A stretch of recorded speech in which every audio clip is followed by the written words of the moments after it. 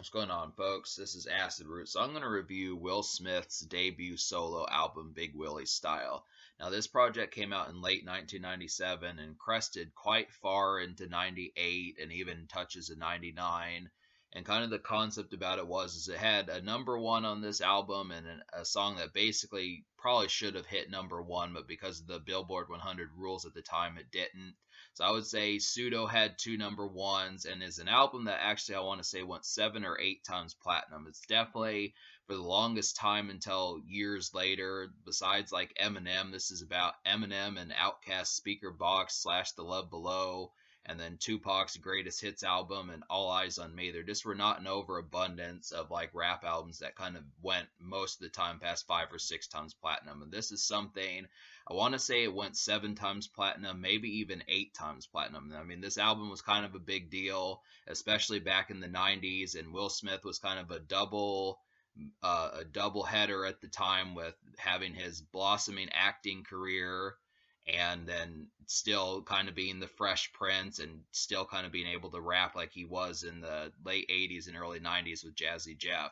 So he doesn't have Jazzy Jeff. I mean, I guess Jazzy Jeff kind of helped produce on this project, but for the most part, Will Smith does not have the same Fresh Prince style that he had back in the early 90s. And I found this album interesting just because it's really glossy. I really feel like the concept of what Puff Daddy was trying to do throughout the late 90s after Biggie's death with like this shiny suit era and that type of stuff, kind of bringing like disco kind of club type songs back to rap, the stuff that Biggie and Puff Daddy and Mace are trying to do from like 97 to 2000. Will Smith was kind of a part of that sound too.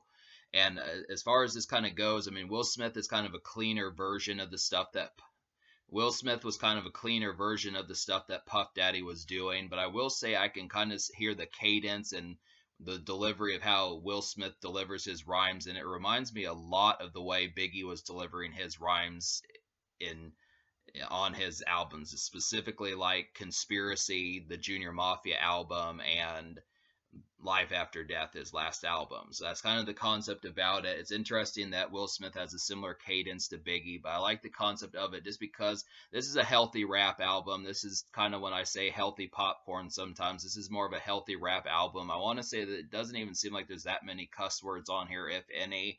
I don't know if there's an explicit version of this album, and it's something that probably back in the 90s was a big part of blue collar in terms of rap music. Like when I reviewed Black Eyed Peas Monkey Business a few days ago, I would say that this is another one kind of in that vein where it's just a lot more kind of presentable.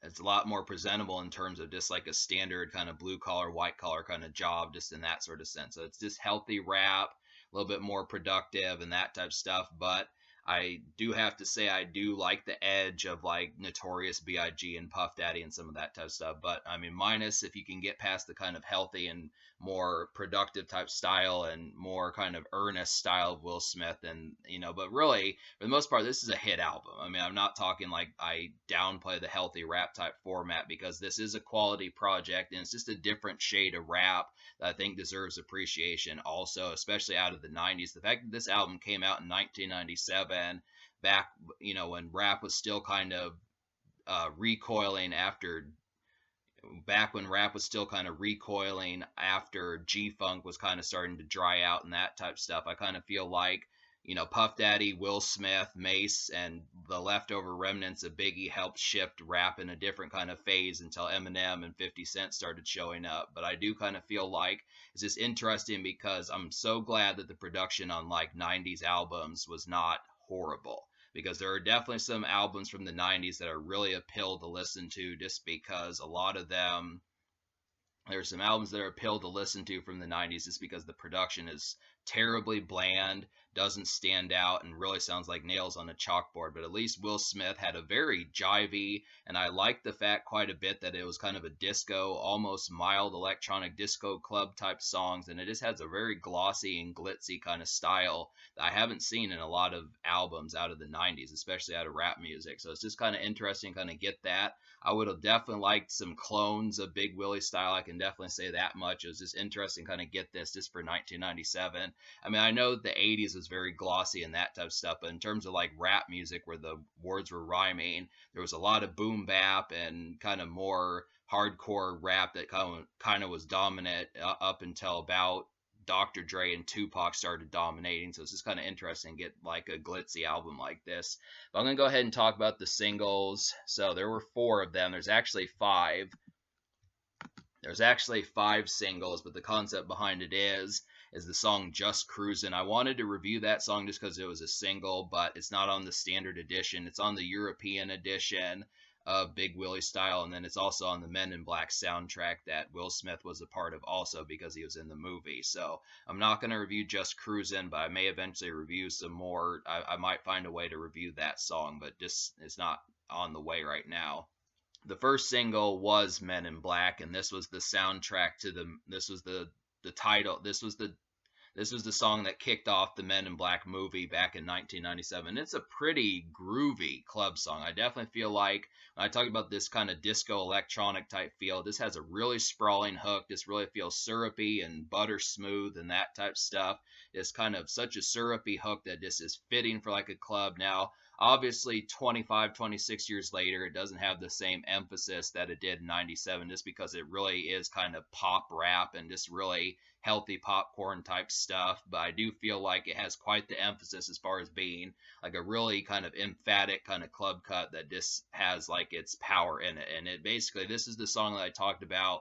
Probably would have hit #1 if the chart airplay had been different back in 97 like it was. This is the song that could have hit #1. It hit #1 on the radio airplay, but not the Billboard 100 because it also counted sales. So that's kind of the concept. But this is great hook, great lyrics from Will Smith. This is an easy. It's kind of strange how this was Will Smith's debut, but it just felt so effortless the way that these kind of club songs kind of hit. This song and Getting Jiggy with It, Miami, and Just the Two of Us all just kind of felt this really like it just feels like they were meant to hit #1 in a lot of ways. It's crazy how the emphasis behind that.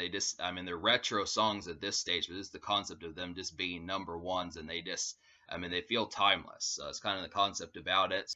Getting Jiggy with It is the second single, and this one kind of has a nice touch too. This is a little bit more jivey a song, a little bit more alive and kind of less sprawling and kind of looming of a club song, but this is definitely kind of more of a dance club song. I would definitely say when they say getting jiggy with it, that kind of means getting groovy and it's kind of a 90s term. This was a hit phrase if you didn't know. This is kind of a 90s word, kind of like when you think of like can't really, words aren't coming to me as far as that kind of goes, but just like, it was 90s slang, definitely 90s slang to say getting jiggy with it. And it's a real effectual kind of dance club song. This works pretty damn well. And it's another one that kind of has that disco kind of feel about it. So these are pretty emphatic club songs. Pretty neat that Will Smith was able to do these. This is a song, Getting Jiggy with It, hit #1. So this is another rap song that hit #1 that doesn't have any cuss words. So it's kind of the interesting concept about it because, when we were listening to songs like Hypnotize and California Love and songs like that, Gin and Juice, some of those type songs, just to say that this was actually keeping up with some of that. It's just kind of an original concept, but yeah, so that's 2 hits, but it is healthy, cleaner type music, so this is kind of the concept. But for the most part, on Men in Black and Getting Jiggy with It, I don't really notice that this is kind of healthier music just because Will Smith nailed it as well as he did. So it's just like, hey, there's just not cuss words in it. It's just not as rough and rugged as some other stuff, but that's just kind of the concept. But the third single, Just the Two of Us, I didn't really enjoy this song. I mean, I get the effects of it, and this was a pretty hit single talking about just his love of his child and that type stuff. I mean, it's tougher. It's a little bit, it's less, it has less of emphasis probably if you don't have children and that type stuff. So it's kind of the concept. I originally thought I didn't used to listen to this song back in the day, but I originally thought prior to about an hour ago that this was a song about his girlfriend too, because you would think that it could be, the original Just the Two of Us seemed like it was made for like your significant other and that type of stuff, but Will Smith makes it more about his child or his children and that type of stuff. And it's just kind of, if it had been about like a significant other and it had kind of been like a romantic bop, just saying, like a Bonnie and Clyde type situation, I probably would have rolled with it a little bit better. But it really is just a song for you and your seed and that type of stuff. So, but it's not a bad song. It just wasn't my cup of tea, seeing as I don't have children. But I look after it, and that's kind of the concept about it. So the fourth single is Miami. This is probably one of my favorite songs on the album. This is an outstanding song. I'm surprised that this song didn't hit number one, because this has a little bit more edge than Getting Jiggy with It. This is probably the slicker song between the two of them. This really feels like a nice, really emphatic summer song. Like this could probably be played from April to October so many times, especially back in the 90s. This was just better than a lot of rap songs that were out back in that time period. Like I think Will Smith was just on autopilot doing rap songs better at this point in time with songs like this. It was just that effectual, just a manic, kind of smooth type club song that just worked effectually well. And I really was I was hunting for more songs like this song on the album. It's not to say this album is a dud because it doesn't have a hit as large as this one, but it does have other hits. But this is just such a stylish song. It's definitely a nice one. And go ahead and list the 7 songs out of 12 I recommend to you. So those 7 songs would be Getting Jiggy with It, Chasing Forever, Miami, It's All Good, Yes, Yes, Y'all, Men in Black, and Candy. So that just kind of happens to be a thing.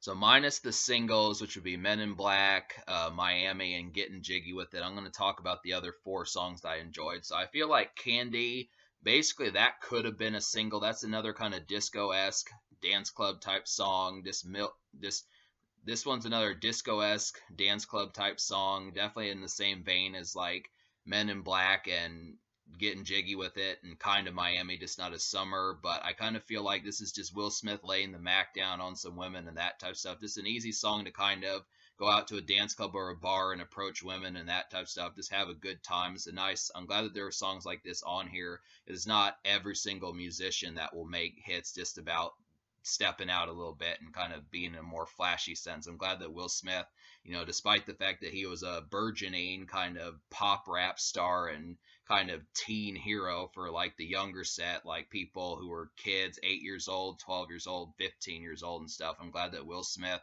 still at least managed to put out some dance club songs about bagging women and that type of stuff. And just overall dance club songs in general. It's really nice. It's a nice bop.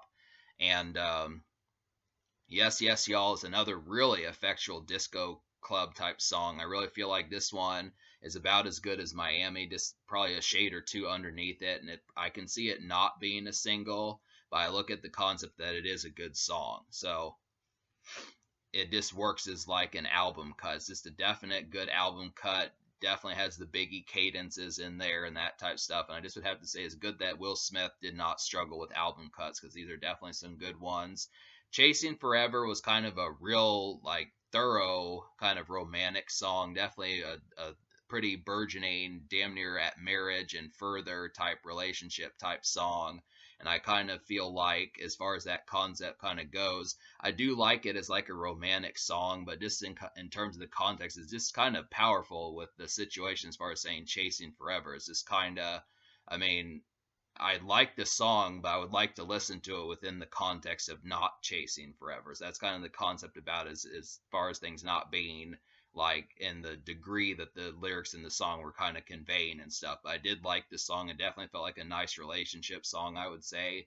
Nice kind of, just not kind of more club and more like, not just kind of more shallow kind of song. It's just a deeper song, but it's one of the better, deeper songs off this album. So, and then there's another song on here. Oh yeah, It's All Good. It's All Good kind of reminds me more of a hotel song, just kind of more in a hotel room or a hotel lobby, eating breakfast, that type of stuff. Just more fancy, kind of not at the house, but not at a dance club either type stuff. Not on a date, not at the dance club, but just kind of more like traveling and kind of more at a fancy hotel, something like that. Some place where you're not at your house, but you're sleeping somewhere. It just kind of reminds me of a nice kind of fancy, basically motel, maybe not motel, but kind of hotel type song, something like that. Somewhere with the lobby. And But to talk about some of the songs I didn't enjoy, like I said, I felt like Just the Two of Us was a pretty deep song. And Big Willie Style, the title track, didn't really work that well. That had kind of a bad beat. And it's the same thing with Don't Say Nothing, which was just kind of an awkward one. It was kind of dealing with like Will Smith's is kind of dealing with Will Smith's kind of critics of him and that type stuff. And I kind of felt like it was just kind of the energy of that one was kind of awkward. It was just kind of didn't really have the emphasis as a good album cut. I kind of felt like maybe the stuff that I mean, I know that he needed other songs, but in terms of like doing the ruminating type stuff and the brewing and the brooding like Eminem does, and he would do 2 years later, I just think Eminem probably has him beat at doing like I think Eminem probably has him beat at doing like the brooding and the kind of more, fuck the critics type stuff, especially, on a pop rap album. And this is kind of awkward, kind of getting that kind of brooding about the critics and that sort of thing. And the song y'all know, this one was trying to be like an entry. This is kind of the type song that people would make, kind of the introductory type song as far as introducing yourself and that sort of thing. But the beat on there was so bad that it just was tough to listen to. I mean, the problem with this album is the fact that when Will Smith does not do like these stylish kind of 70s/80s disco club type songs, he doesn't really have other strengths as far as trying to pull off like hardcore rap cuts. Like when I look at Biggie, he didn't have this problem. When I look at Puff Daddy, he mostly didn't have this problem, and people from that era. But I kind of look after at Will Smith when he's not stepping out to the club or doing like romantic songs and that type stuff. It's kind of a little bit awkward a phase. I just feel like there was some patches here that were kind of just awkward songs, like Don't Say Nothing, Y'all Know, Big Willie Style were just kind of dry patches as far as just not having like a good emphasis as far as like trying to get some quality cuts. And it's not to say Will Smith can't do album cuts, because he did it with songs like Yes Yes Y'all and Candy and It's All Good. But I just kind of feel like it's just odd seeing some of these as far as trying to get like the more kind of album cuts that are not about socializing. It's just kind of a different valve. And I probably would have liked some more lady songs on here. But the thing about Will Smith is he was kind of in father stages. A lot of this does kind of strike me as like dad music. And I kind of look at the concept of that sort of thing just because Will Smith minus like Miami, Candy, and yeah, I would say minus like Miami and Candy, for the most part, there's just not an overt amount of like songs as far as like an R&B type song for the ladies and just kind of more flirtatious, just kind of romance. I mean, I think Will Smith had more long term in mind when he made most of the songs for ladies on this project. I feel like it has a lot more long term and longing in terms of the context of the attitude towards this, but it's just kind of that like I said, this feels like dad music. So I look at the concept. I'm gonna score this album me liking 7 songs out of 12. I'm gonna go ahead and give this album a 6.5 out of 10. I feel like that's pretty good, but like I said, the fact that there's just a very compact 12 songs on here, I kind of look after it that the fact that there were 5 songs I didn't enjoy, and looking at that concept, I mean, it's above average, but I look at the concept not by much. That's the thing. I mean, I only like one more than half of the amount of songs on here. And I feel like the kind of patchiness with like some of these album cuts, and then some of this is kind of, deeper than some folks' mentalities might kind of be at the time. I think that that's kind of the concept about it. So that's really about it. It's just it's kind of a deep album, and it's not to complain about deep, like being deep is a bad thing, but it's just kind of contextually deep on this project as far as mentally how he kind of was at the time.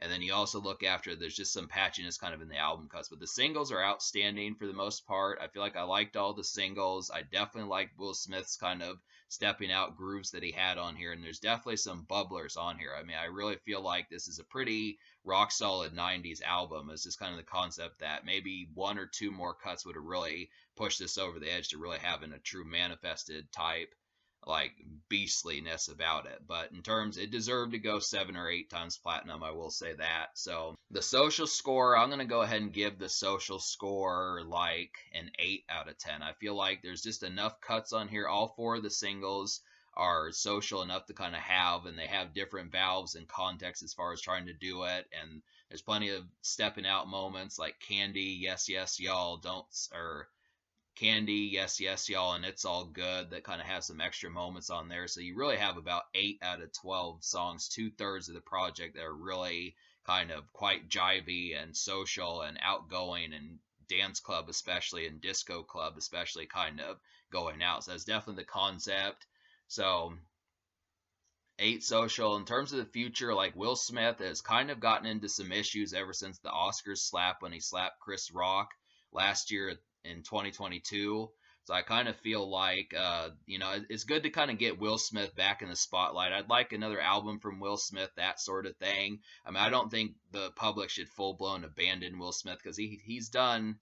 I don't think the public should full blown abandon Will Smith because he's done some pretty quality things, and this is an example of such a thing. But I kind of look after it as just kind of, I mean, yeah, he can't go to the Oscars, but yeah, he could probably put out some more hits despite the fact that he's in his 50s, and we could get some more jivey type moments. It'd be nice.